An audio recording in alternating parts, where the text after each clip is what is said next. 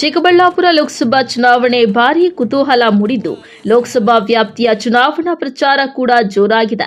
Muslim ಸಮುದಾಯದ ರಂಜಾನ್ ಹಬ್ಬ ಇದ್ದು ಚಿಕ್ಕಬಳ್ಳಾಪುರ ನಗರದ ಪ್ರಶಾಂತ್ ನಗರದಲ್ಲಿ ಇರುವ ಮಸ್ಜಿದ್ ಇ ಹುಸೇನಿಯಾ ಈದ್ಗಾ ಮೈದಾನದಲ್ಲಿ ರಂಜಾನ್ ಹಬ್ಬವನ್ನು ಮುಸ್ಲಿಂ ಸಮುದಾಯದ ಬಾಂಧವರು ಆಚರಣೆ ಮಾಡಿದರು.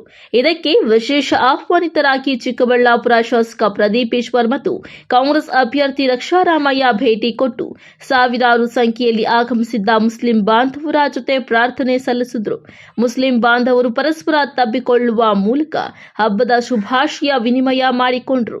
ಈ ವೇಳೆ ಮುಸ್ಲಿಂ ಸಮುದಾಯದ ಗುರುಗಳು ಪ್ರವಚನ ನೀಡಿದರು.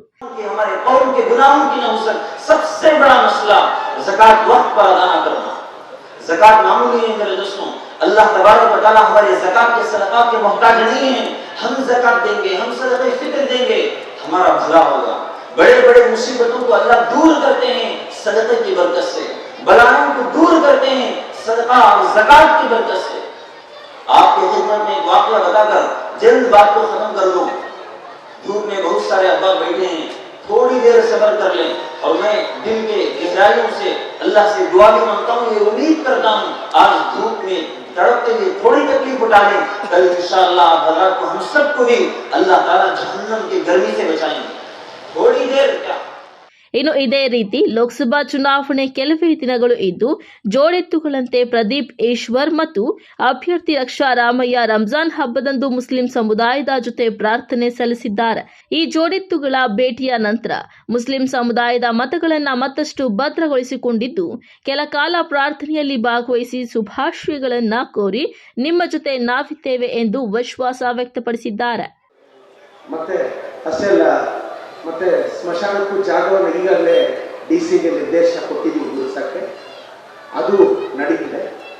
ನಂತರ ನಮ್ಮ ನಗರದ ಮೈನಾರಿಟೀಸ್ ಜಾಸ್ತಿ ಇರ್ತಕ್ಕಂಥ 3 ವಾರ್ಡ್ಗೆ ಮೊದಲ ಹಂತದಲ್ಲಿ ಈಗಾಗಲೇ 5 ಕೋಟಿ ರಿಲೀಸ್ ಆಗಿದೆ.